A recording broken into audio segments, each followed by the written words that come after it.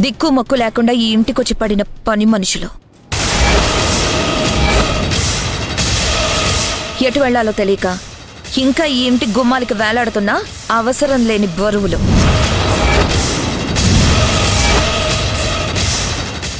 ఒక్క మాటలో చెప్పాలంటే ప్రస్తుతానికి ఈ ఇంటి పని మనుషులు.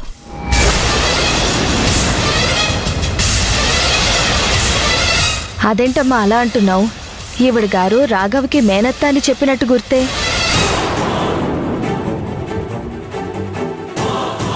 సరిగ్గా చెప్పారమ్మా. బంధాలు బాంధవ్యాలు పక్కన పెట్టి నన్ను పని మనిషి అన్నా పర్వాలేదు కానీ ఈ ఇంటికి కోడలు కాబోతున్న నా కూతుర్ని కూడా పని మనిషి అనొచ్చా?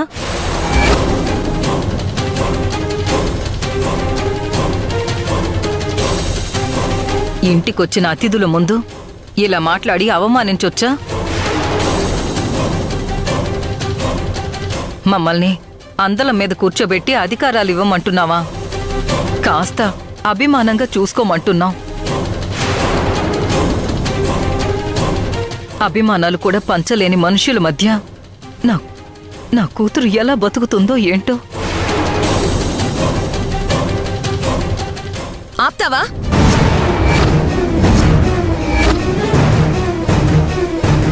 ఎవరిని అభిమానించాలో ఎవరిని అవతల పెట్టాలో మాకు బాగా తెలుసు. ఎవరిని అందల మీద కూర్చోబెట్టాలో ఆరు బయట ఎవరిని నిలబెట్టాలో కూడా మాకు బాగా తెలుసు. ముందు ఇక్కడి నుంచి వెళ్ళి మీ పనులు చూసుకోండి. రమ్మా.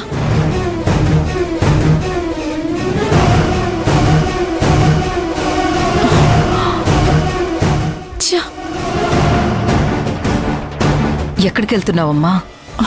దూకి చావడానికి. ఏం జరిగిందని అంత కోపం? అలా అడిగావంటే ముందు నిన్ను చంపేస్తాను. వాళ్ల ముందు మనం పని మనుషులమని చెప్పారా లేదా? ఓ, దానికా ఈ రోషం? అమ్మా, నేనేంటి పని మనిషినా?